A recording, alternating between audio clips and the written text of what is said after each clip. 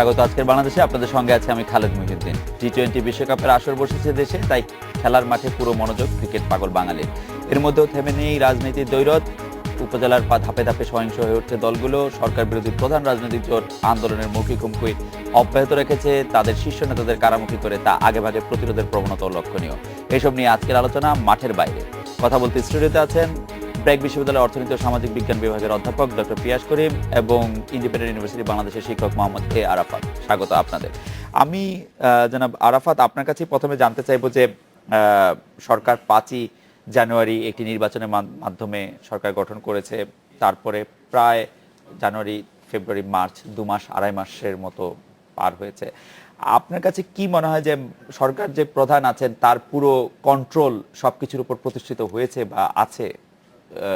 আপনার কাছে কি মনে হচ্ছে, নিয়ন্ত্রণ আছে পুরো সরকারের উপর? সরকার, আমার তো মনে হচ্ছে আছে, এবং আমার তো মনে হচ্ছে তারা মানে তাদের যে regular day to day basis যে কাজগুলি, ডেভেলপমেন্ট ওয়ার্ক থেকে শুরু করে সবকিছু খুবই মানে রেগুলার বেসিসে তারা করছে। এবং যেটা মনে হচ্ছে যে তারা এখন completely focused on how to run the country for next 5 years.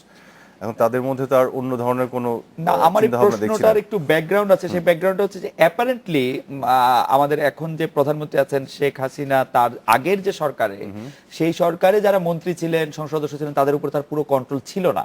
কারণ আমরা দেখছি যে মেয়াদ শেষ হওয়ার পরে তাদের বিরুদ্ধে দুর্নীতির অভিযোগ উঠছে, হলফনামায় তাদের সম্পত্তি অত্যন্ত বেশিভাবে বেড়ে যাচ্ছে। এখন এই মেয়াদে কি উনি কন্ট্রোলটা পুরো, এটাকে আসলে কন্ট্রোল বলবেন কি না, আপনি এটা দেখতে হবে। যেটা হচ্ছে যে আপনি একটা ক্যাবিনেট করেছেন, আপনি অনেকে বিভিন্ন জায়গায় অ্যাপয়েন্ট করেছেন।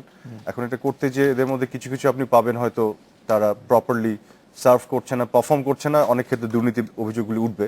এবং দুর্নীতি অভিযোগ উঠলেই যে দুর্নীতি করে ফেলেছে ব্যাপারটা তো এরকমও না। তখন আপনার কন্ট্রোলের জায়গাটা ওখানে যে আপনি তাদেরকেও একটা বিচার প্রক্রিয়ার মধ্যে বা ইনভেস্টিগেশন প্রক্রিয়ার মধ্যে নিয়ে আসবেন। তো ওইখানে আমি বলছি যে উনি দেখেন ওনার মতন করে ক্যাবিনেট বানিয়েছিলেন, একটা এক্সপেরিমেন্ট বা ট্রায়াল অ্যান্ড এরারের মধ্যে গেছেন, যে যাদের বিরুদ্ধে অভিযোগ এসছে উনি তাদেরকে কিন্তু ছাড় দেননি। এবং এখন নতুন করে যে ক্যাবিনেট করলেন, ক্যাবিনেটটি কিন্তু প্রথম দিকে যথেষ্ট প্রশংসিত হয়েছিল। মানে শুধুমাত্র নতুন মুখের জন্য না, মানে বেশ কিছু মানে পারফরমেন্স অ্যান্ড সততার দিক থেকে ওয়েল রেপুটেড কিছু মানুষজন ছিল আছে ক্যাবিনেটের, যেটা পারসেপশনটা আর কি, সাধারণ পারসেপশন। তো আমি তো মনে করি যে ওনার complete control over the administration, politics আর পার্টি এন্ড সবকিছুর উপরে আছে। এবং ওনার সেটা জেস্টারে, ওনার এক্সপ্রেশনে, ওনার ওই কন্ট্রোলের জায়গাগুলো কিন্তু অনেকটা ফুটে ওঠে। এবং সরকারের যে যদি কোনো ব্যর্থতা থাকে তাহলে সেই ব্যর্থতার দায়ও আসলে প্রধানমন্ত্রী কারণ এটা তো খুব স্বাভাবিকভাবে পুরো যে কোনো প্রধান ব্যক্তি যিনি যে কোনো একটি ম্যানেজমেন্টের, তাকে তো সেই দায় নিতেই হয়। এই ব্যাপারে তো এটা তো তখন আর এইটা বলার কোনো সুযোগ থাকবে না যে আমি তো আসলে তার উপর পুরো সেই অর্থে নিয়ন্ত্রণ ছিল না। এটা নিশ্চয়ই আমরা আপনাকে জিনিসটা যেটা দেখতে হবে না, নিয়ন্ত্রণ আপনি এটা তো প্র্যাকটিক্যালি তো পসিবল না যে আপনি 100% সবাইকে, মানে এটা তো মানে ধরেন কাঠের পুতুল না, কনস্ট্যান্টলি তাকে আপনি রেখে সবকিছু ঠিক করবে। যেটা আপনাকে দেখতে হবে যে কেউ যদি ভুল করে, কোনো কাজে ব্যত্যয় ঘটে, পারফরমেন্স ঠিক না হয়, সেখানে আপনি ব্যবস্থা নিচ্ছেন কিনা। কন্ট্রোল করার মেকানিজমটা এটা গোটা বিশ্বব্যাপী তো ব্যাপারটা এরকমই। হ্যাঁ, এমন তো না যে আমি 10 জন মানুষকে নিয়ে কাজ করবো, সবাই 100% ঠিক কাজ করে ফেলবে বা কোথাও কোনো ব্যত্যয় ঘটবে না। এটা তো মানে প্র্যাকটিক্যালি রিয়ালিটিতে পসিবল হয় না। বাট সো ফার আমি ওভারঅল মুভমেন্ট যেগুলো দেখছি, এবং আমি দেখছি শি ইজ ভেরি ফোকাসড বিভিন্ন ডেভেলপমেন্ট ইস্যুস যেগুলো ছিল সেগুলো। এবং আমার যেটা মনে হয় প্রথম গত টার্মের চাইতে এই টার্মে আপনার ডেভেলপমেন্টগুলি আরো এক্সপোনেনশিয়ালি হবে। আচ্ছা, হ্যাঁ, ইনফ্রাস্ট্রাকচার ডেভেলপমেন্ট থেকে শুরু করে অন্যান্য জায়গাগুলি। এটা পেশ করি আপনার কাছে। আপনি রাজনৈতিক একজন, খুব তীক্ষ্ণভাবে আপনি রাজনীতি পর্যবেক্ষণ করেন, রাজনীতিবিদ না হলেও। বেগম খালেদা জিয়ার পুরো কন্ট্রোল কি 19 দলের উপর প্রতিষ্ঠিত হয়েছে বা নিজ দলের উপর প্রতিষ্ঠিত হয়েছে? কারণ অ্যাপারেন্টলি আমরা দেখেছি যে 29 ডিসেম্বর তিনি যখন একটি আন্দোলনের ডাক দিলেন, সেই আন্দোলনে যেভাবে মানুষ আসবে মনে করেছিল সেভাবে আসে নাই বলে তিনি দায়ী করছেন, কিছু কিছু লোককে বাদ দিচ্ছেন। এখন কি কিছুটা নিয়ন্ত্রণ প্রতিষ্ঠিত হয়েছে বা পুরো নিয়ন্ত্রণ প্রতিষ্ঠিত হয়েছে? না, তিনটা ব্যাপার আছে। একটা ব্যাপার হচ্ছে সাধারণভাবে বলতে গেলে পৃথিবীর কোনো সরকারেরই কিংবা কোনো দলেরই সমাজের প্রতিটি স্তরে, প্রতি পরিসরে নিয়ন্ত্রণ থাকে না। মানে এটা সম্ভব না। আমাকে যেগুলোকে আমরা টোটালিটারিয়ান সোসাইটি বলি, স্টালিনের সোভিয়েত ইউনিয়ন কিংবা হিটলারের জার্মানি, সেখানেও জীবনের অনেকগুলো ক্ষেত্র থাকে যেগুলো সরকারি নিয়ন্ত্রণে থাকে না। So by definition a government in total control is an absurdity. এটা হয় না। এটা হচ্ছে 1 নম্বর কথা। 2 নম্বর কথা হচ্ছে যে এটা তো আমরা স্পষ্ট যে 29 ডিসেম্বর বিএনপি যে 500 লোক এটা মিছিল বের করতে পারেনি ঢাকা শহরে, আইনজীবীদেরকে বাদ দিলে, সাংবাদিকদেরকে বাদ দিলে, ঢাকা বিশ্ববিদ্যালয়কে বাদ দিলে, তার পেছনে তো এটা প্রমাণ করছে যে দলের মূল নেতৃত্ব ওইভাবে আন্দোলনটাকে নিয়ন্ত্রণ করতে পারেনি। এখন পৃথিবীর কোনো আন্দোলনই পুরোপুরি নেতৃত্বের নিয়ন্ত্রণে থাকে না, কিন্তু 29 ডিসেম্বর আরো নিয়ন্ত্রণে থাকা উচিত ছিল। এটা আমি একদম খোলামেলা ভাবেই বলবো যে বিএনপির ব্যর্থতার দিক। আর 3 নম্বর হচ্ছে এই ক্ষেত্রে এই ব্যর্থতাকে অ্যাড্রেস করতে বিএনপি চেয়ারপারসন কি করছেন আমি আসলে জানি না, আমার কাছে তথ্য নেই। আমি যেটুকু শুনতে পাই যে ব্যবস্থা নেওয়া হচ্ছে দল গোছানোর জন্য, কিন্তু এই ব্যবস্থাটা কতদূর এগিয়েছে, কতদূর পিছিয়েছে, কতদূর সংহত হয়েছে এ ব্যাপারে আমার কাছে কোনো স্পষ্ট তথ্য নেই। তবে একজন পর্যবেক্ষক হিসেবে, একজন নাগরিক হিসেবে মনে করি যে বিএনপির জন্য ঘর গোছানোটা খুব জরুরি ছিল। অন্য একটা প্রসঙ্গে আসি যে আপনি নিশ্চয়ই জানেন আজ ছিল বঙ্গবন্ধু শেখ মুজিবুর রহমান জন্মদিন। তার জন্মদিন উদযাপনের এক অনুষ্ঠানে প্রবীণ আইনজীবী ব্যারিস্টার রফিকুল হক বলছেন, আমি তাকে কোট করছি, জাতির পিতা বঙ্গবন্ধু শেখ মুজিবুর রহমানের জন্যই আমরা বাংলাদেশ পেয়েছি, সংবিধান পেয়েছি, জাতির পিতা বিষয়টি সংবিধান সম্মত, তা মেনে নিতে কোনো পক্ষেরই আপত্তি থাকা উচিত নয়। আপনি তার এই বক্তব্যকে কিভাবে বিশ্লেষণ আচ্ছা, করেন? এখানে আমি যেটা বলবো এটা আরাফাতকে একটু চমকে দেবে এবং বিএনপির সঙ্গে আমাদের যাতে ভালো বন্ধুত্ব আছে তারও একটু চমকে উঠবেন, কিন্তু কথা আমি স্পষ্টভাবে বিভিন্নভাবে বলেছি। আমি স্পষ্ট মানে আজকের আওয়ামী লীগের সঙ্গে আমার অনেক রাজনৈতিক মত পার্থক্য আছে, বিরোধিতা আছে, কিন্তু আমি বরাবর খুব স্পষ্ট থেকেছি যে বাংলাদেশের জাতীয় মুক্তি আন্দোলনের কেন্দ্রীয় চরিত্র বঙ্গবন্ধু শেখ মুজিবুর রহমান, এ ব্যাপারে কোনো দ্বিধা নেই। কিন্তু অন্যদের অবদান ছিল, অবশ্যই মৌলানা ভাসানীর অবদান ছিল, কিন্তু এই জাতীয় মুক্তির সংগ্রামকে একটা যৌক্তিক পরিণতিতে পৌঁছে দেওয়ার ক্ষেত্রে তার অবদান আছে। এটা স্বীকার না করার মতো হীনমন্যতা আমাদের কারো থাকা উচিত না, এটা সত্যি কথা। আর 2 নম্বর হচ্ছে, হ্যাঁ, আমার বঙ্গবন্ধুকে এটা ব্যক্তি পিয়াস করে বলছি, আমি কোন দলের পক্ষ থেকে বলছি না, আপনি কোন দলের পক্ষে নাইও আসলে, মাঝে মানে মাঝে অ্যাপারেন্টলি আমরা যা জানি আর কি, আমি কিন্তু না, মাঝে মাঝে একটা দলের পক্ষে চলে যায় বিকজ কতগুলো ইস্যুর ব্যাপারে, যেমন গ্রহণযোগ্য নির্বাচন ব্যাপারে। আমার কিন্তু বঙ্গবন্ধুকে জাতির পিতা বলতে একেবারে আপত্তির কথা নেই। আহমদ সফা একটা কথা বলেছিলেন যে 1000 বছর জাতির 52 বছরের পিতা হয় কেমন করে, ওইটা উনি খুব আক্ষরিক অর্থে বলেছেন বলে আমার মনে হয় না, কারণ জাতি কিন্তু একেবারে ঘটে যাওয়া একটা ঘটনা না, জাতি is always in the process of becoming. ফলে জাতির পিতৃত্বের ব্যাপারটাও কিন্তু যে 1000 বছর আগে কারো জন্ম না হলে জাতির পিতা হতে পারবে তা না। ফলে না, এই ব্যাপারে আমরা যদি কতগুলো জাতীয় ঐক্যমত্যে পৌঁছতে পারতাম তাহলে আমাদের জাতির ইতিহাসটা আরেকটু কম কণ্টকাকীর্ণ হতো বলে আমার ধারণা। ফলে না, এই ব্যাপারে আপনি আমার কাছে কোনো তর্ক পাবেন না। জনাব মোহাম্মদ আরাফাত, বিএনপি যখন মাঠের আন্দোলন থেকে দূরে থেকেছে তখন তাদের শীর্ষ নেতাদের প্রকাশ্যে দেখি আমরা। আপাতত মাঠে নামার কোনো লক্ষণ নেই বিএনপি নেতৃত্বাধীন 19 দলের, মানে আমরা এরকম কোনো কর্মসূচি দেখি নাই। এমনি সময় খন্দকার মোশাররফের পর মির্জা ফখরুল ইসলাম আলমগীর, মির্জা আব্বাস, আব্দুল সালাম কারাবন্দী হলো, মাঠে নামানোর জন্য কি বিএনপিকে উস্কে দেওয়া হচ্ছে কিনা, আপনি কি মনে করেন? না, এটা নিয়ে আসলে বলা একটু মুশকিল, কারণ বাংলাদেশে হচ্ছে কি যে দীর্ঘ সময় ধরে রাজনীতিটা আসলে চরিত্র বদল হয়েছে 75 পরবর্তী সময়ে বলবো, সামরিক শাসন এবং তার পরবর্তীতে যে দলগুলি ক্ষমতায় আসলো, এবং আমরা দেখেছি যে ক্ষমতায় থাকা অবস্থায় সবসময় আপনার আইন আদালত বা আইনকে ব্যবহার করে প্রতিপক্ষের উপরে এক ধরনের আপনার বিভিন্ন ধরনের ব্যবস্থা নেওয়া, মামলা মোকদ্দমা দেয় এবং তাদেরকে আইনের প্রক্রিয়ার মধ্যে এনে শাস্তি করার যে প্রচেষ্টা, তো সেগুলো দেখে আমাদের মধ্যে এক ধরনের বিশ্বাস জন্মে গেছে এরকম কিছু করা হওয়া মানেই হচ্ছে সরকার আইনকে ব্যবহার করে এটা করছে।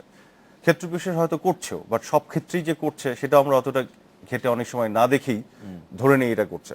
এখন আমি ব্যক্তিগতভাবে মানে শীর্ষ নেতা নেত্রীদের গ্রেফতারের পক্ষে নই, মানে কোনো দলের ক্ষেত্রেই নই, কিন্তু অ্যাট দ্য সেম টাইম সমস্যা যেটা হয়ে যায় যখন শীর্ষ পর্যায় থেকে বড় বড় ধরনের কোনো অন্যায় ঘটনার ক্ষেত্রে মদত দেয়া বা আপনার প্রণোদনা দেয়া বা আপনার অর্থ সংস্থান তৈরি, এই ধরনের ঘটনাগুলি যখন ঘটে, এবং বাংলাদেশের রাজনীতিতে খুবই মানে কমপ্লিকেটেড একটা রাজনীতি, এমন একটা রাজনীতি যেখানে গণ আন্দোলনের নামে মানুষকে পুড়িয়ে মারার মতন ঘটনাগুলি বা এই ধরনের ঘটনাগুলি ঘটেছে অতীতে, এখন বিভিন্ন সময়, তখন বিভিন্ন পর্যায়ে সেই এই যে সর্বোচ্চ পর্যায়ে নেতৃত্বে থাকা মানুষগুলোর অনেক ক্ষেত্রেই এই জায়গাগুলোতে ইনভলভমেন্ট কন্ট্রিবিউশন থেকে যায়।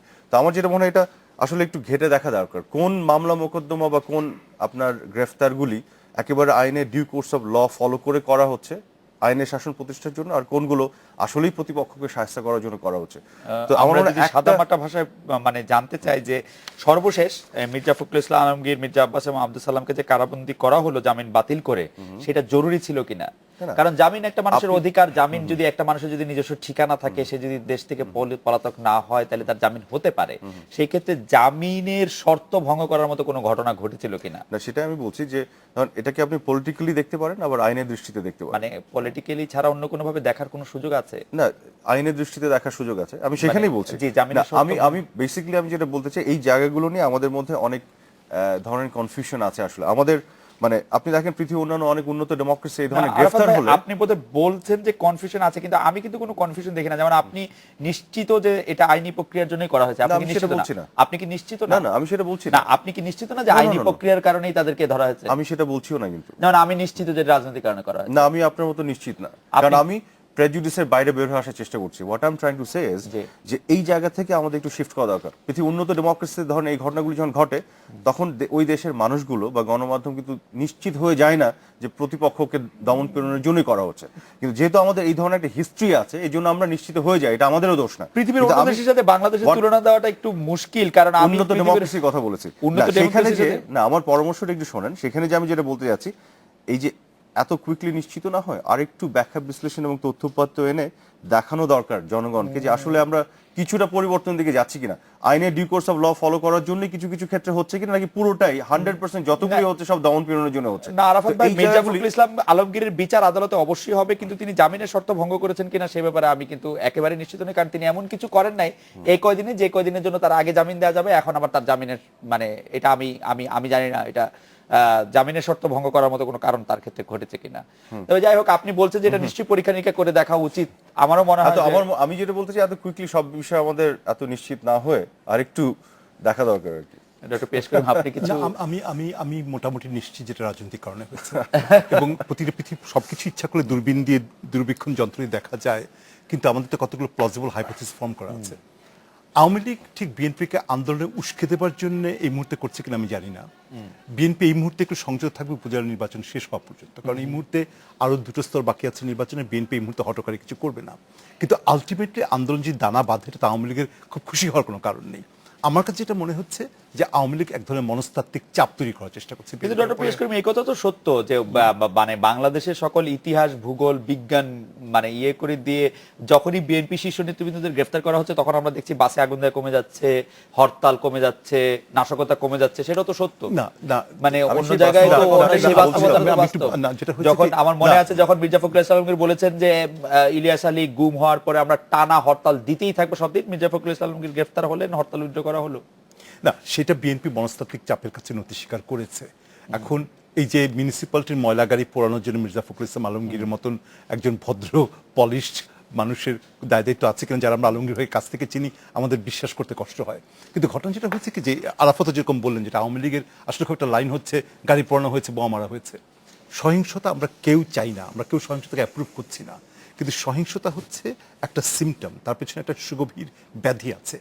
বাংলাদেশের প্রধান দুটো রাজনৈতিক পক্ষ যখন একটা সাংবিধানিক প্রক্রিয়া সম্পর্কে, একটা ক্ষমতা হস্তের প্রক্রিয়া সম্পর্কে একমত হতে পারছে না এবং একমত হওয়ার জন্য একটা নিয়মতান্ত্রিক প্রক্রিয়া প্রতিষ্ঠা করতে পারছে না, আমি দেয়ালে মাথা ঠুকলে সহিংসতা হবে। সহিংসতা হলো দেশ গেল বলে যতই চিৎকার করি না কেন, এই বৃহত্তর প্রেক্ষিতটা না ডক্টর বুঝে পিয়াস করিম, শুধুই বাস পোড়ানো হচ্ছে, একই কথা এখানে আমি বারবার একটা বলে ছোট্ট যাওয়া। কথা বলতে না, আমি চাই, শেষ করে আপনার বলে সাথে- আমি শেষ হ্যাঁ, করে ওইটা বলি। add করতে চাই। মানে জি। আমরা যতই মন্ত্রের মতো জপি না কেন তাতে কিন্তু সমস্যার সমাধান হবে না। এখন কেন বিএনপি আন্দোলন থেকে কখনো থেমে যায় এটা বিএনপি বলতে পারবে। সাংগঠনিক দুর্বলতার ব্যাপার আছে নিশ্চয়ই, নেতৃত্বে দুর্বলতার ব্যাপার নিশ্চয়ই আছে, কিন্তু আমি সহিংসতাকে বিচ্ছিন্ন ব্যাপার হিসেবে দেখি না। সহিংসতা এখানে- একটা বৃহত্তর রাজনৈতিক সংস্কৃতির একটা অংশ। না, সেটা আমি ওনার সাথে পিয়াস ভাইয়ের সাথে আরাফাত দ্বিমত ভাই, আমরা পোষণ একটু না বি- করে আমরা আমি একটু জাস্ট বিরতি 3 নিয়ে সেকেন্ড আসি। একটু হ্যাঁ। বিরতি আসলে একটু লাইন অফ থট নষ্ট আচ্ছা। হবে না। যেটা বলতে চাচ্ছি আই এগ্রি উইথ হিম যে হ্যাঁ বিশাল একটা যে আপনার ডিসএগ্রিমেন্ট বা যে দ্বন্দ্বে যে জায়গা থেকে এগুলো ঘটছে, but at the same time একটা দেশে যখন সরকার থাকবে, সংবিধান থাকবে, নিয়মতান্ত্রিকতা, আইন আদালত থাকবে, এখানে অনেক ক্ষেত্রেই আমাদের মানে আমরা যেভাবে চাই যে আকাঙ্ক্ষার জায়গাটা সেটা হয়তো পূরণ হচ্ছে না, কিন্তু সেগুলো ব্যাপারে এগুলোকে আমরা চলতে দিব না, সেগুলোর ব্যাপারে ব্যবস্থা নেওয়াও জরুরি হয়ে পড়ে। কাজে দুটোই তো হবে, এটাও যেমন বাস্তবতা পিয়াস ভাই যেটি বললেন, একইভাবে একবার সর্বোচ্চ পর্যায়ে থেকে ফখরুল ইসলাম আলমগীর সাহেবের মতন চমৎকার বাচনভঙ্গির ভদ্র একজন লোক যাকে আমিও অ্যাপ্রিসিয়েট করি বিভিন্নভাবে, কিন্তু যখন তাদের মতন মানুষগুলি ধরেন কোনো না কোনোভাবে ইনভলভ হয়ে পড়েন, এই যে ধরেন আপনার গ্রাসরুটে যে ঘটনাগুলি ঘটছে, এই যে আপনার যে ছেলেটা যে বোমটা মারছে সে তো নিজেই মানে অর্থে সংস্থান করে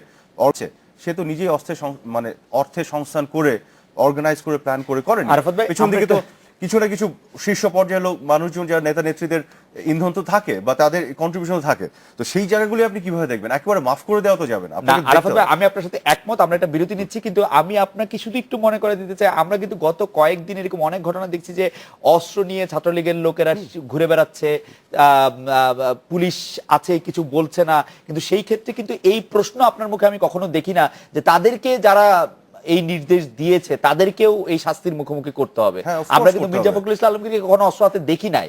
তা আপনি বলছেন যে সে একটা হুকুমের বা সে একটা এরকম একটা কিছু আপনার করেছে। প্রশ্ন যেহেতু করলেন, এখন উত্তরটা দিয়ে দিন। আমরা একটা বিরতি নিয়ে ফিরে আচ্ছা, আরাফাত ভাই, আচ্ছা, আমরা একটা ঠিক আছে। বিরতি নিয়ে ফিরছি এবং আরাফাত ভাইয়ের কাছে একটু জানবো।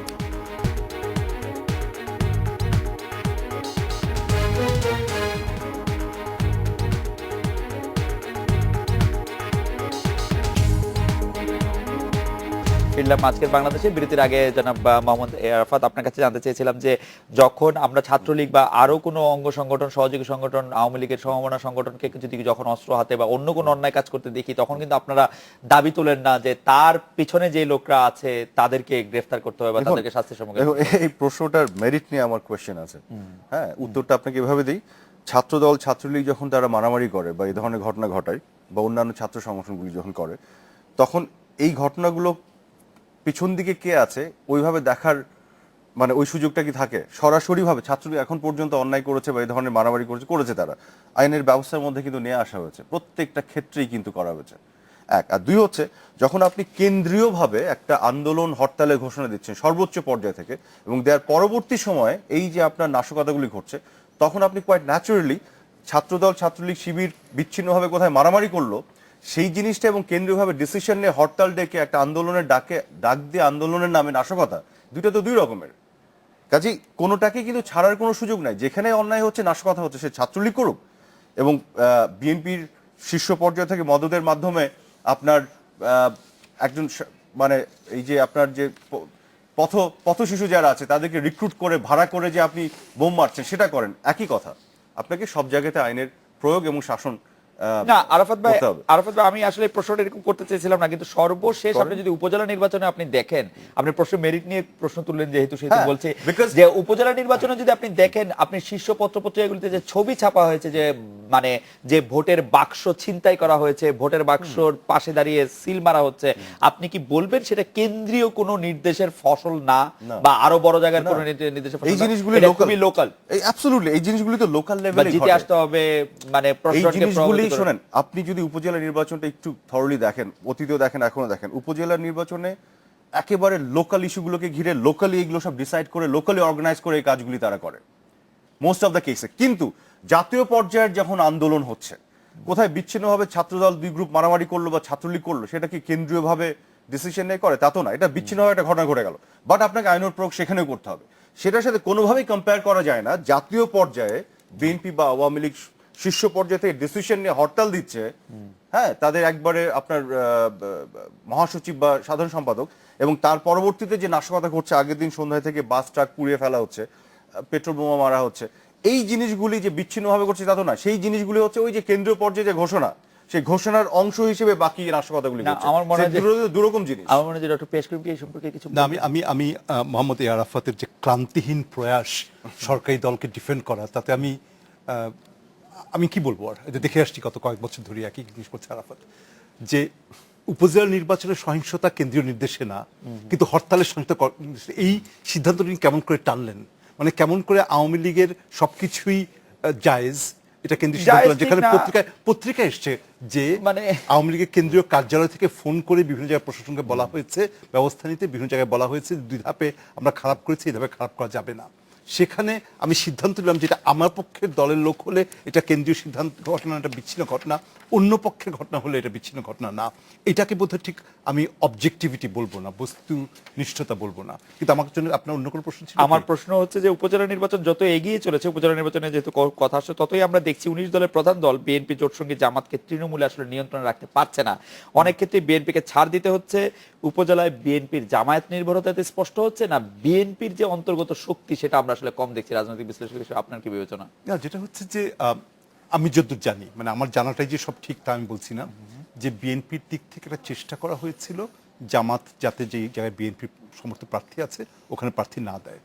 আমি যদ্দূর জানি এ ব্যাপারে আমার শোনা কথা, আমি ভেতরে কোনো খবর, আমার নীতি নির্ধারকদের কারোর সঙ্গে কোনো যোগাযোগ নেই, যে একটা বিশেষ দায়িত্ব দেওয়া হয়েছিল কাউকে, কিন্তু জামাতের জন্য এটা একটা মরা বাঁচা লড়াই। কারণ এই যে বিভিন্ন সময় বলা হচ্ছে যে বিএনপি জামাতকে ছেড়ে দেওয়া উচিত, জামাত লায়াবিলিটি, জামাত এটা প্রমাণ করার সুযোগ হয়েছে যে আমাদেরকে ছাড়া বিএনপি খুব এগোতে পারবে না, কিংবা আমার দরকার বিএনপির জন্য। এবং এটা এই মেসেজটা ঠিক ওইভাবেই বিএনপির কাছে পৌঁছাবে কিনা আমি জানি না, কেন্দ্রীয় নেতৃত্ব এইভাবেই প্রসেস করবেন কিনা ততটা আমি জানি না, কিন্তু জামাতের পক্ষ থেকে একটা প্রচেষ্টা আমার মনে হয় যে একটা মেসেজ দেওয়া, যে দেখো আমরা, আমাদের তো একটা তৃণমূল ভিত্তি আছে, ফলে আমাদেরকে না, তুমি মানে- ইচ্ছা করলেই হাতের তালু দিয়ে উড়িয়ে দেবে, এটা তো হবে না। আমার কাছে মনে হয় জামাতের জন্য এটা একটা মরা বাঁচা লড়াইয়ের ব্যাপার ছিল, এবং তারা তাদের স্ট্র্যাটেজিক গেমটা ভালোভাবে খেলেছে বলে আমার ধারণা। জামায়াত প্রসঙ্গে একটু আরাফাত ভাই আপনার কাছে আবার আসি, যে পাবনায় 200 শতাধিক জামায়াত নেতাকর্মী আওয়ামী লীগে যোগ দিয়েছেন শনিবার রাতে। জামায়াত বিষয়ে আওয়ামী লীগের আসলে প্রকৃত অবস্থান কি? মানে তারা এখন যুদ্ধাপরাধী না, কি মানে বলেন আপনি? এদেশে জামাতের রাজনীতি আওয়ামী বিষয়ে লীগে যোগ আপনার দিয়ে নিজের নিশ্চয়ই অবস্থান তারা এখন কি? আর যুদ্ধাপরাধী নিশ্চয়ই না তারা আর। আওয়ামী লীগে যোগ দেয়া পাবনার আচ্ছা, তার আগে একটা ছোট্ট করে একটু বলি। জি। মানে আমি আওয়ামী লীগকে ডিফেন্ড করি, এটা পিয়াস ভাই লক্ষ্য করেছেন। আমি নিশ্চিত যে পিয়াস ভাই এটাও লক্ষ্য করেছেন যে মাঝে মধ্যে না, বেশিরভাগ সময় বিএনপিকে আপনি ডিফেন্ড করেন এবং অনেক ক্ষেত্রে ইরাশনালিও করেন। আচ্ছা, আমার যাক, মনে হয় না, আমার মনে হয় না। হ্যাঁ, যাক, আপনার মনে হলে হয়তো বক্তব্য, করতেন না। আপনার বক্তব্য আপনি দেন, আপনার আচ্ছা। বক্তব্য দেওয়ার গণতান্ত্রিক অধিকার আপনার আছে। আচ্ছা, আমরা তো এখন এখন তো ফ্যাসিবাদী হতে পারবো না, ফলে আপনার গণতান্ত্রিক অধিকার আপনি প্রয়োগ করুন। আচ্ছা, আমি তো জাস্ট রিপ্লাই করলাম, শুরু তো করলেন আপনি, তাই না? আচ্ছা, এনিওয়ে, যেটা আমি বলি, দেখেন উপজেলা পর্যায়ে যে ঘটনাগুলি ঘটে, অনেক কিছু স্থানীয় পর্যায়ের বিভিন্ন লোকাল ইকুয়েশনস, তাদের নেতৃত্বের বিভিন্ন ধরনের দ্বন্দ্ব, এই জিনিসগুলি কিন্তু ভেরি কমপ্লেক্স একটা জিনিস, এটা কিন্তু আমরা সবাই জানি, এবং তার ফলশ্রুতিতে অনেক ঘটনা, সহিংসতা, নাশকতা ঘটে যায়। আমি এইটাও দাবি করছি না যে হ্যাঁ, কেন্দ্র পর্যায়ে থেকে আপনার সিদ্ধান্ত নিয়ে বা অর্ডার নির্দেশনা পাঠিয়ে এগুলো করা যায় না, কিন্তু সিম্পল জিনিস যেটা হচ্ছে, এটা একটু কমন সেন্স আপনি অ্যাপ্লাই করলে, জাতীয় পর্যায়ে আন্দোলন করছে একটি দল, জাতীয়ভাবে তারা হরতাল ডাকছে, অবরোধ ডাকছে এবং নাশকতার যে কার্যক্রমগুলি করছে, সেগুলোর সাথে কোনোভাবেই ছাত্রলীগের দুই গ্রুপ বা ছাত্র দলের দুই গ্রুপের বিচ্ছিন্ন যে সন্ত্রাস বা দ্বন্দ্ব, বা উপজেলা পর্যায়ে যে এই ভোটের বাক্স নিয়ে যে মারামারি, সেটা বিএনপি করুক, আওয়ামী লীগ করুক, যে দলই করুক, এইটাকে কিন্তু কম্পেয়ার করা যায় না। আমি সে জায়গায় মেরিটটা নিয়ে কোয়েশ্চেনটা তুলেছিলাম। It is not about Awami League and BNP, it's about Apparently আমাদের দর্শকরা দ্বিতীয় কিন্তু, পর্যায়ে আসি। আমাদের দর্শকরা কিন্তু এরকম বলছেন যে, মনি একজন দর্শকের নাম, তিনি বলছেন যে কেন্দ্রীয়ভাবে নির্দেশ না থাকলে, কেন্দ্রীয়ভাবে না থাকলে লোকাল লোকজনের এত সাহস কখনোই হতো না ব্যালট বক্স ছিনতাই করার মতো, বিশেষ করে যখন ভোটার আইডি কার্ড। মজার কথা বলি, ওনাকে যেটা জানতে হবে সেটা হচ্ছে কেন্দ্রীয়ভাবে অনেক ক্ষেত্রে এরকম নির্দেশের বিপক্ষে যে ওই কাজ করা হয়, এবং আমি পিয়াস ভাই মানে কেন্দ্রের নিয়ন্ত্রণে সবকিছু নাই। নো, আপনাকে আমি বলি, this is the reality of this country, you have to understand. 5ই জানুয়ারি যে ইলেকশনটা হলো, কেন্দ্রীয়ভাবে ডিসিশন ছিল যে এই ইলেকশনে যদি 5% ভোট পড়ে 5% ভোটই পড়বে, 10% যদি ভোট পড়ে 10% ভোট পড়বে, কোনোভাবেই কোথাও হাত দেওয়া যাবে না। It has to be 100% fair and fair election, এবং এই কথাটা আমি জেনে বলছি। পিয়াস ভাই মাঝে মাঝে অনেক কিছু জেনে বলেন, তো আমি তো ইউজুয়ালি এটা বলি না, আজকে বললাম জেনে বলছি। এবং যখন দেখা গেছে যে লোকাল পর্যায়ে অনেক ক্ষেত্রে এক ধরনের মুভমেন্ট, যে ইলেকশনকে ধরেন প্রভাব করা বা যে যার জায়গায়, তখন কেন্দ্রীয়ভাবে স্ট্রং মেসেজও পাঠানো হয়েছিল যে খবরদার কোনোভাবে যাতে কিছু না করা। তার বিপক্ষে যে অনেক ক্ষেত্রে কেন্দ্রীয় পর্যায়ে যে ত্রুটি বিচ্যুতি যে ঘটনাগুলি আমরা গণমাধ্যমে দেখি, এটা কিন্তু ঘটে। অতীতে সর্বজন গ্রাহ্য ইলেকশনগুলো তো এই ধরনের ঘটনা ঘটেছে, একবারে 100% ফুল প্রুফ একটা ইলেকশন বাংলাদেশের ইতিহাসে অতীতে কখনো হয়নি। কাজে এটা জানা দরকার যে এই যে একটা কনক্লুশন ড্র করা, কেন্দ্রের নির্দেশনা ছাড়া সাহস কি করে পেল, এগুলো হচ্ছে সরলীকরণ। কেন্দ্রের নির্দেশনার বাইরে যেও, আপনাকে আমি বলি, কেন্দ্রের নির্দেশনার বাইরে যে কিভাবে বিদ্রোহী প্রার্থী দিতে সাহস পাইতো। This are the reality of politics and this are the challenge. এটাকে আপনাকে মাথায় নিয়ে আরাফাত ভাই, আমি আপনাকে এই জায়গাতেই হয়তো দৃষ্টি আকর্ষণ করতে চেষ্টা করতেছি, এবং আমার ব্যর্থতা আমি পারছি না। সেটা হচ্ছে যে মির্জা ফখরুল ইসলাম আলমগীর থেকে শুরু করে বেগম খালেদা জিয়া পর্যন্ত প্রতিটা বিবৃতিতে বললেন সহিংস আন্দোলন না করে শান্তিপূর্ণভাবে আন্দোলন করার জন্য, কিন্তু আমরা দেখলাম যে মির্জা ফখরুল ইসলাম আলমগীরকে কোনো এক সহিংস ঘটনার জন্য তাকে মামলায় দেওয়া হচ্ছে, বিএনপি নেতৃবৃন্দকে মামলা দেওয়া হচ্ছে। সেইটা কি মানে একটু আলাদা রকম ট্রিটমেন্ট হলো কিনা? না, আলাদা রকম ট্রিটমেন্ট হলো না তো, কারণ আপনি যখন মুখে বলছেন সহিংসতার কথা, যে সহিংস আন্দোলন না, কিন্তু আপনি বলতে পারবেন না এটা, কিন্তু আপনি আন্দোলনটাকে সফল করার জন্য আবার আপনি ইট ইজ ইম্পসিবল যে গোটা বাংলাদেশ জুড়ে যে সহিংসতাগুলি হচ্ছে একা একা ঘটে যাবে বা আপনার ফুট সোলজাররা করে ফেলবে। বিকজ এটা জাতীয় পর্যায়ে থেকে এই ঘটনাগুলি ঘটছে। এটার জন্য আপনার অর্থের সংস্থান করার প্রয়োজন আছে, এটার জন্য অর্থকে কোঅর্ডিনেট করার প্রয়োজন আছে, অর্গানাইজ করতে হবে, মানুষকে রিক্রুট করতে হবে। এই কাজগুলি শীর্ষ পর্যায় থেকে এটাকে প্রপার ম্যানেজমেন্ট ছাড়া this is simply not possible. এবং অতীতেও যত আন্দোলন গণ অভ্যুত্থান যেগুলো হয়েছে, আপনি নাশকতা করেন না করেন, আপনার এটা শীর্ষ পর্যায়ে থেকে এটা কোঅর্ডিনেট করা ছাড়া সম্ভব না। যেগুলো বিচ্ছিন্নভাবে ঘটে, আপনি বলছেন অতীতে আমি যত যেটা রকম বলতে যাচ্ছি, দেখেন, অতীতে যত রকম আন্দোলন হয়েছে, নাশকতা হয়েছে, তা হচ্ছে কেন্দ্রীয়ভাবে কোনো না কোনো ভাবে হ্যাঁ, করা হয়েছে। আপনি নাশকতা, এই লেভেলে নাশকতা অতীতে কখনো হয় নাই, ফার্স্ট অফ না, অল। ধরেন সেকেন্ডলি নো, ধরেন শেরাটনের সামনে 11 জন যে এটার করে কথাই তো মুখস্থ সবাই তোতাপাখির মতন বলতে থাকে। আমিও তোতাপাখির মতোই বলছি, সেটাই মানে বলছি, সেইটার ক্ষেত্রে যে একটা যে ঘটনা ঘটলো সেটারও তো কিন্তু পরবর্তী ঘটনা, এটাতে কেস হয়েছে, কেস হওয়ার পর কারা কনভিক্টেড হচ্ছে সেটা একটু বলেন জনগণকে। এবং তার মানে এইটাই তো প্রমাণিত যে এটা আসলে করে না তারা, No, no, মানে no, no. বিরোধী দল থাকলেই নট এখন- নেসেসারি যে এরকম কাহিনী No, সব let us করবে। speak based on facts. এবার যেটা ঘটেছে, দিনের পর দিন যে শত শত ঘটনা ঘটেছে, একটা শেরাটনে যেটা আমরা মুখস্থ বলি সেরকম, হ্যাঁ, সেগুলো বেশিরভাগ ক্ষেত্রে ইনভেস্টিগেশন এবং যেগুলোতে গ্রেফতার যারা হচ্ছে সেখানে তাদের স্বীকারোক্তিমূলক জবাব আমরা তো দেখতে পাচ্ছি এবং আমাদের চোখের সামনে আমরা দেখছি। গণমাধ্যমের বদলতে বা সুযোগটা তৈরি হয়েছে আমাদের না, মানে চোখের সামনে দেখা। মানে স্বীকারোক্তিমূলক জবানবন্দিকে আপনি কতটা গুরুত্ব দিবেন সেটা আমরা বিরোধী থেকে ফিরে এসে শুনি। আরাফাত ভাই, আমার কাছে স্বীকারোক্তিমূলক জবানবন্দি, ওয়েল, আমরা বাংলাদেশে তার আমরা মানে বিরোধী নিয়ে BNP ফিরছি। কিছুই করে নাই এই না না, বিএনপি কিছু করে নাই। ফিরলাম আজকের বাংলাদেশে। বিরতির আগে অবশ্য মোহাম্মদ আরাফাতের কাছে আমার মানে প্রধান প্রশ্ন ছিল যে জামায়াতের লোকজন 200 জন মানে পাবনায় আওয়ামী লীগে যোগ দিয়েছেন শনিবার রাতে পাবনায়। তো সেইটা আপনি কিভাবে দেখেন? তো সেই প্রসঙ্গে আবার পরে আসছি, আমরা একটা অন্য প্রসঙ্গে চলে গেছি। আমি একটু ডক্টর পিয়াস করিমকে শুনতে চাই একটা অন্য বিষয়, যে রোববার ভারতীয় পত্রিকায় প্রকাশিত একটি সাক্ষাৎকারে টেলিগ্রাফে খালেদা জিয়া বলেছেন যে বর্তমান আওয়ামী লীগ সরকারকে সমর্থন দিয়ে ভারত বাংলাদেশের জনগণ থেকে দূরে সরে যাচ্ছে।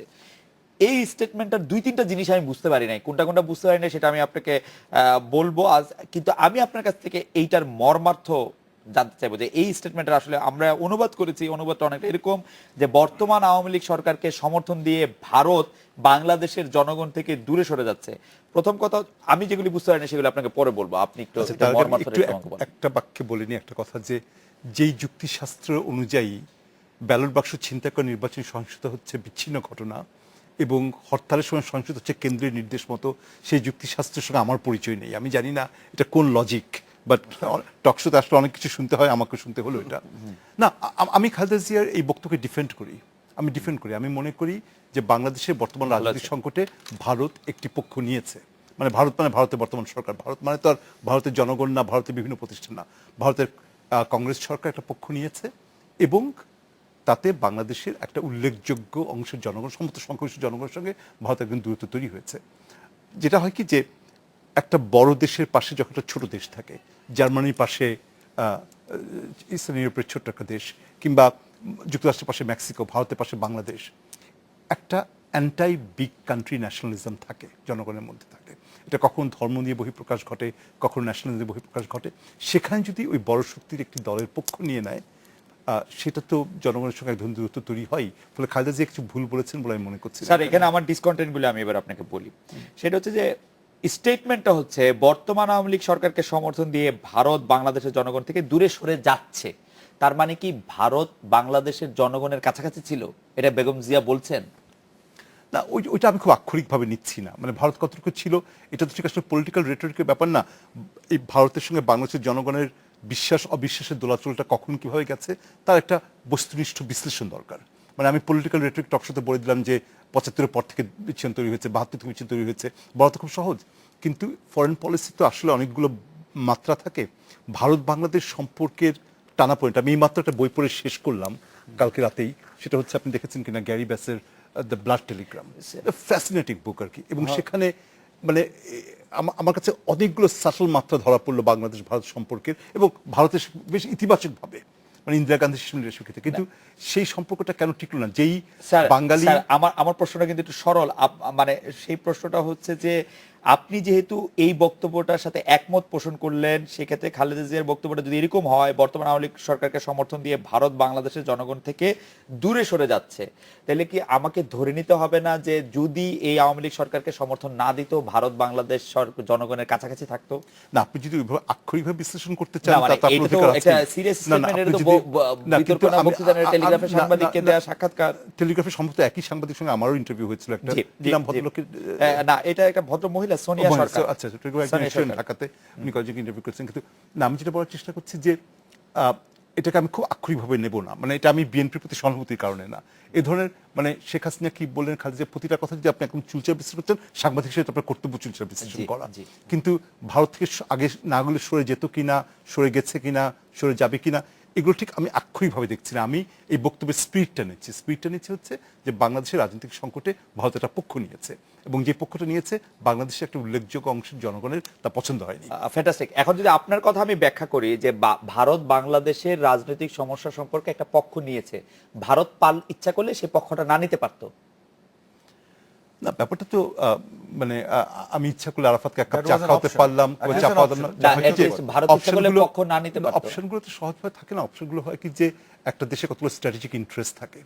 ভারত একটা রিজিনাল পাওয়ার, প্রধান আঞ্চলিক শক্তি, এবং গ্লোবাল পোলারাইজেশনে ভারত একটা উল্লেখযোগ্য ভূমিকা রাখছে।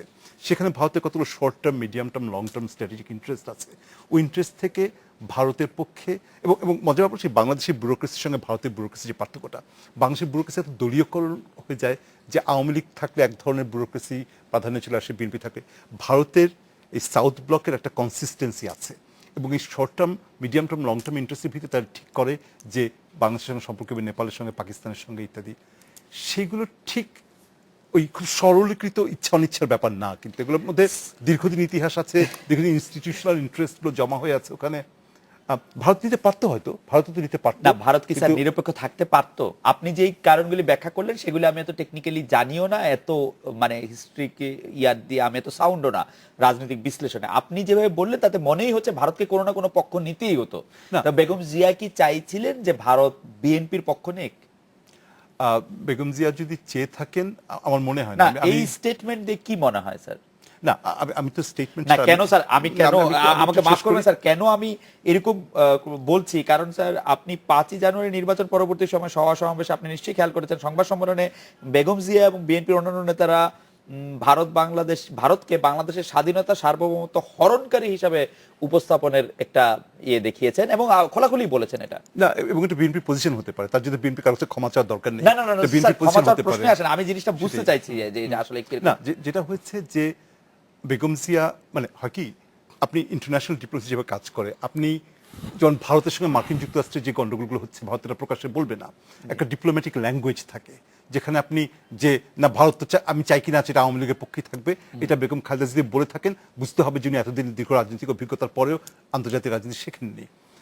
তার মতো করে তিনি নিজে প্যাকেজ করেছেন, কিন্তু না, আপনি যদি আমাকে রিয়েলিস্টিকলি জানতে চান, আপনার কাছে মনে হচ্ছে যে এই স্টেটমেন্ট, আপনি যেহেতু একমত, আপনার কাছে মনে হচ্ছে এই স্টেটমেন্টটাতে উনি যে আন্তর্জাতিক রাজনীতি বোঝেন সেটার সাথে এক পার, মানে বোঝাটা ঠিক মতো একটা বোঝা হচ্ছে। আমার কাছে মনে হয়েছে। এবং ভারত বাংলাদেশকে মানে অন্য কোনো অপশন ছিল কিনা, ভারতের অপশন তো যে কোনো কিছু আছে। আমি তখন টেবিল উপর নাচতে শুরু করি, দেখুন অপশন, কিন্তু না স্যার, এটা অপশন না। বললে তো টেবিলটা ফ্রেজাইল, আমি পড়ে যাবো আর কি। কিন্তু কথা হচ্ছে যে কিন্তু কোন অপশনটা রিয়েলিস্টিক, কোন অপশনটা আমার যে বাস্তব পূর্ব শর্তগুলো কিংবা শর্তগুলো বিরাজ করছে সেটা দেখতে হবে, এবং ইন্টারন্যাশনাল রিলেশনসের ক্ষেত্রে এগুলো দেখা হয়ে থাকে।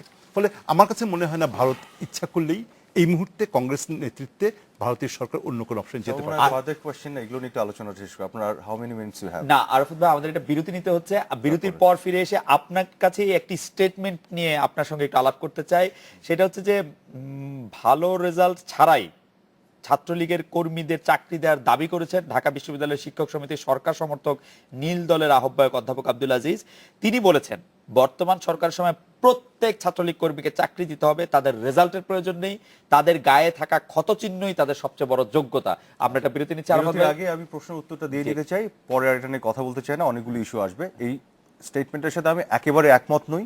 একজন শিক্ষক হিসেবে এই স্টেটমেন্টটাকে আমি ডিনাউন্স করছি। আচ্ছা, আমরা একটা বিরতি নিয়ে ফিরছি আপনার কাছে।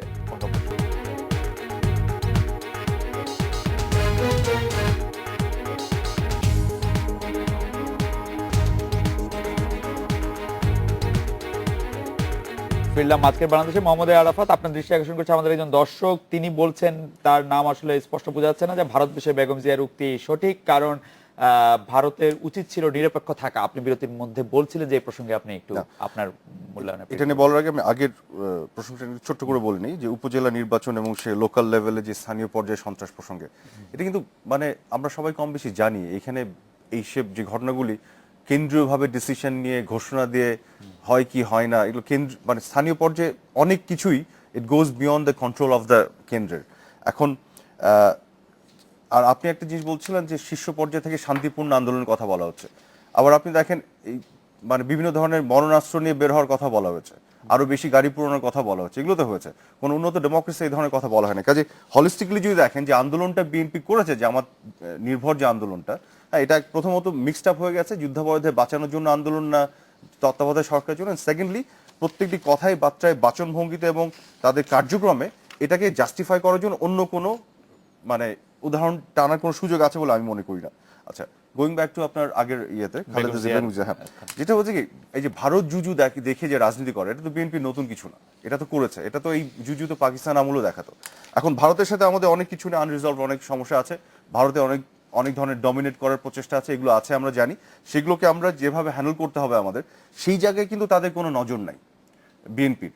মানে বর্ডার কিলিং হলে সেটা কমিয়ে আনার জন্য কি করতে হবে সেখানে তাদের নজর নাই, তাদের আমলে সর্বোচ্চ পরিমাণ বর্ডার কিলিং হয়, কিন্তু সেটাকে ক্যাপিটালাইজ করে নিয়ে কথা বলে বাংলাদেশে মানুষকে সেন্সিটাইজ করে কিভাবে ভোট পাওয়া যায় সেটা নিয়ে তারা ফোকাস করে বেশি। তো এখন খালেদা জিয়া, বেগম খালেদা জিয়া ইন্ডিয়াতে গিয়েছিলেন ঠিক, কিসের জন্য গিয়েছিলেন উনি? ওনার অবজেক্টিভটা কি ছিল? ওখানে যে সবকিছু তো দিয়ে আসতে চেয়েছিলেন উনি, ট্রানজিট দিয়ে দিবেন, তারপরে আপনি ইনভেস্টমেন্ট চাইলেন আপনার ডিপ সি পোর্টে, তারপরে এই যে সেপারেটিস্টদের যে উনি ইন্ধন দিতেন আগে ওনার গভর্নমেন্টের সময় যেটা, সেগুলো উনি কমিটমেন্ট করে আসলেন কেন? যাতে করে উনি ভারতের কাছে সাপোর্ট পান, পেয়ে ইলেকশনে জিততে চান। না, উনি তো জাতীয় স্বার্থ বিরোধী কোনো কিছু দিয়ে আসেন না। না, আমি আপনাকে সিম্পলি জিনিসটা দেখেন, একটা হচ্ছে যে মানে শেখ হাসিনা নেতৃত্বে আওয়ামী লীগের যে অবস্থানটা, ইটস ভেরি আইডিওলজিক্যাল, তাদের ফিলোসফিক্যাল অবস্থান, they are against any kind of terrorism. And Khaleda Zia shift করে based on her personal interest. যখন আপনার তাকে জিততে হবে ইলেকশনে, তখন উনি ভারতকে সবকিছু দিয়ে দিবেন, কিন্তু ফর সাম রিজন যে কাজগুলো আপনার কথা যদি সত্য হয়, উনি তো সবকিছু দিয়ে দিয়েছেন, তারপরেও তো ভারতকে তিনি জিতে পারে। আমি একটু this is something else, you have to কি হয়েছে দ্যাট ইজ সামথিং এলস, কিন্তু কি করতে চেয়েছিলেন আমি সেটাকে ক্রিটিসাইজ করছি, কি হয়েছে কি হয়নি, ফল কি হয়েছে that's something else, it didn't work out তাদের মধ্যে, সেটা তাদের ব্যাপার। আপনি সিম্পলি বলি যে বাংলাদেশে কি হয়েছিল, বিএনপি জামাত আমলে পাকিস্তানের ফরেন পলিসি বাংলাদেশের মাটি ব্যবহার করে তারা করেছিল, ইন্ডিয়ান সেপারেটিস্টদেরকে তারা ইন্ধন দিত, ওখানে পাকিস্তান বার্গেনিং চিফ হিসেবে ইউজ করতো কাশ্মীর নিয়ে, আমাদের তো কোনো লাভ হতো না। আমাদের কেন লাভ হতো না? কারণ ভারতের কাছ থেকে আমরা যা যা পেতে পারি সেই জিনিসগুলি পাওনা আদায় করার জন্য ভারতকে আমরা এনগেজ করতেই পারিনি, আমরা completely it's a lose lose গেমে ছিলাম। আওয়ামী লীগ ক্ষমতায় এসে এই জিনিসগুলো থেকে যখন আমরা বের হয়ে আসলাম, ভারতকে প্রত্যেকটা ক্ষেত্রে আমরা এনগেজ করতে পেরেছি। আজকে এত সময় আপনি দিতে পারবেন না, আমি আপনাকে দেখিয়ে দিতে পারবো উইথ ডকুমেন্টস এন্ড এভিডেন্স, প্রত্যেকটা ক্ষেত্রে এনগেজ করার ফলশ্রুতিতে যেটা হয়েছে, সবকিছু পেয়ে গেছে, অনেক কিছু পেয়েছে, নট নেসেসারিলি, বাট একটা প্রক্রিয়া চালু হয়েছে। এই যে আপনার এনক্লেভ এক্সচেঞ্জ 47 সালের আগের সমস্যা, এই যে আপনার ল্যান্ড বাউন্ডারি এগ্রিমেন্ট যেটা আপনার 47 সালের সমস্যা, পাশাপাশি এটাও বলেন তিস্তা নদীতে পানি পাই নাই আমরা। এক্স্যাক্টলি, সেই তিস্তা নদীতে কতদিনের আগে সমস্যা, সেই তিস্তা নদী আপনি উঠিয়েছেন, একটা ড্রাফট এগ্রিমেন্টে পৌঁছেছেন, এগ্রিমেন্টটা করতে পারেনি, আমরা আশা করছি যে হয়তো হবে। বিএনপি আমলে তো এগুলো কথাই তোলেনি, তারা তো কথাই উঠায়নি। আমি বলতে যাচ্ছি যে বিএনপি পলিটিক্সে হচ্ছে অ্যান্টি ইন্ডিয়ান জুজু দেখিয়ে বাংলাদেশের রাজনীতি করা, বাংলাদেশের স্বার্থে ইন্ডিয়া কেন্দ্রিক যে রাজনীতি বিএনপির হওয়া উচিত, যেখানে আসলে স্ট্যান্ড নেওয়া উচিত বাংলাদেশের পলিটিশিয়ানদের ইন্ডিয়ার ক্ষেত্রে, সে জায়গায় তারা স্ট্যান্ডটা নেয় না। আমি অতীতেও বলেছি, আবার বলতে বাধ্য হচ্ছি যে আমি যখন আরাফাতের সঙ্গে কথা বলি আমি বুঝতে পারি না যে আমি বিশ্ববিদ্যালয়ের শিক্ষকের সঙ্গে কথা বলছি না আওয়ামী লীগের ক্যাডারের সঙ্গে কথা বলছি। আপনি যেভাবে আক্রমণ করলেন বিএনপিকে, এটা আমি অবাক হয়ে গেলাম। মানে এক পেশে যুক্তি কথাটা একটা নতুন মানে আমার কাছে তৈরি হলো। খালেদা জিয়াকে কি দিয়ে আসতে চেয়েছেন, এই গোপন তথ্যটি কেমন করে জানলেন উনি? কোন প্রকাশ্য বিবৃতি আপনি দেখেছেন যে ভারতকে দিয়ে এসেছিল? প্রতিনিধি দলে একজন সদস্য বলেছিল, আপনি অনেকক্ষণ বলেছেন, দয়া করে আমার কথাটা শুনেন না, বিকজ আপনি যে প্রশ্ন করছেন এটা উত্তর দিয়ে না, দিচ্ছি। না, এটা আসলে পাবলিকলি শেষ করতে দিন। প্রতিনিধি দলে একজন সদস্য, আমি নামও বলি, নাম বলছি না, প্রধানমন্ত্রী সদস্য বলছিলেন আমরা ট্রানজিট দেবো যদি ট্রানজিট মাল্টিল্যাটারাল হয়, বহুজাতিক ব্যবস্থাপনা হতে হয়। দ্যাটস এ পজিশন বিএনপি অনেকদিন ডিফেন্ড করেছে, যে ট্রানজিট দেবো না এরকম তো কোনো কথা না, ট্রানজিট দেবো যদি এটা মাল্টিল্যাটারাল একটা ফ্রেমওয়ার্কের মধ্যে হয়। এই কথাটা পত্রিকায় রিপোর্ট হয়েছে যে বিএনপি ট্রানজিট দেবে, এটা ক্লিয়ার করা হয়েছে বিএনপির পক্ষ থেকে, স্পষ্ট করা হয়েছে। আপনি খবরের কাগজে একদিনের খবর দেখুন, পরের দিনের কারেকশনটা দেখবেন না, এভাবে তো রাজনৈতিক যুক্তি হয় না, যে দলের পক্ষ থেকে ওকালতি করা যায় কিন্তু সুষম যুক্তিটা দ্বারা করা যেটা যায় পিয়াস না। ভাই করছেন আর কি। না। এবং বিচ্ছিন্নতাবাদীদেরকে কোনো জায়গা দেওয়া হবে না, কারণ বিচ্ছিন্নতাবাদীদের জায়গা না দেওয়ারই কথা, সেটাও তো একটা ইয়া। না না, বিচ্ছিন্নতাবাদী না দেওয়ার জায়গা কথা, জি। মানে আমি ব্যক্তিগতভাবে মনে করি Right. যে মিজোরাম, নাগাল্যান্ড, আসাম, ত্রিপুরার মানুষের মুক্তির লড়াইয়ের ব্যাপারে আমার এক ধরনের সিম্প্যাথি আছে। আমি কোন জঙ্গিবাদকে সমর্থন করছি, সহিংসতা করছি না, কিন্তু আত্মনিয়ন্ত্রণ থেকে অধিকার একটা জাতির অধিকার, ফলে তার সমর্থন করা মানে কিন্তু সন্ত্রাসবাদকে সাহায্য করা না। সেই ব্যাপারে ভারতের দালালি করার কোনো দরকার আমাদের নেই আর কি ওখানে। যেটা হচ্ছে, আমি ভারতের পক্ষে বিপক্ষে সবচেয়ে বড় কথা হচ্ছে বাংলাদেশের রাজনীতি, অর্থনীতি, সংস্কৃতিতে ভারতের একটা আধিপত্যবাদী ভূমিকা আছে। ওই ভূমিকাটা না বুঝে যারা বাংলাদেশের জাতীয় রাজনীতি করতে চান তারা ভুল করেন বলে আমার ধারণা। আমার মনে হয় যে সেই আধিপত্য রাজনীতি থেকে আমরা খুব আচ্ছা, আমি একটু আমাদের আর সময় না, আরাফাত ভাই। Just আমাকে 20টা সেকেন্ড দেন। না, আমাদের একদম 5 সেকেন্ড 10টা সেকেন্ড, 5টা সেকেন্ড। এই যে ট্রানজিট নিয়ে বিএনপি বাংলাদেশে যে কথা বলে, ভারতে যে সে কথা বলেনি, যে কথা বলেছিল, দিয়ে দিতে চেয়েছিল যেটা, সেটা কিন্তু গণমাধ্যমে এসেছিল, ভারতের গণমাধ্যমে, বাংলাদেশের গণমাধ্যমে। আমরা পরদিনই আমি কিন্তু আরেকটা লাস্ট কথা একটু বলতে চাই, পিয়াস ভাই, এই ধরনের কথা আপনার কাছে আমি এক্সপেক্ট করি না, ইউ বিং এ প্রফেসর, আপনি আমাকে বলেন। এই ছিল আজকের বাংলাদেশে। দেখা হবে আগামীকাল এই সময়। শুভরাত্রি।